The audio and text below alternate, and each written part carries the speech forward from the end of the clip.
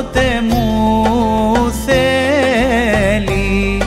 θέλει μα να αρχίσω τα φωτοκάλαντα να πω να σας καλησπερίσω, χίλια καλησπερίσματα φέρνω στην αφεντιά σας και του καιρού σαν σήμερα να έχετε την υγεία σας κι αν ίσως και ωρέγεστε και θέλει όρεξή σας τα φωτοκάλαντα να πω στην πόρτα τη δική σας.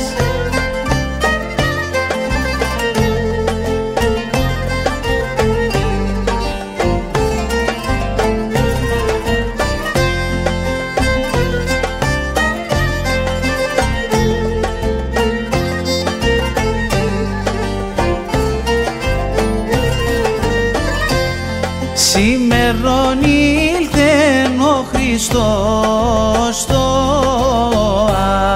στο Άγιον ποτάμι, επήγε και το βαπτίσμα ζήτα του Ιωάννη, έλα προφήτα γρήγορα του λέγει βαπτισώμε στην κορυφή τη χείρα σου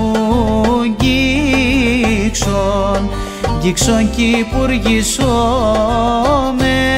δεν είμαι άξιος Χριστέ εγώ να σε σημώσω στην αχραντών σου κορυφή τη χείρα μου να πλώσω, εγώ χρειάζομαι από σε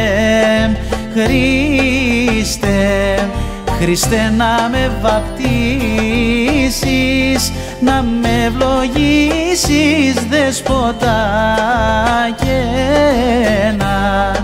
και να με συγχωρήσεις κι ως μπήκε εις τον ποταμό διά να τον βαπτίσει, ο Ιορδάνης στράφηκε ο πίσω να γυρίσει.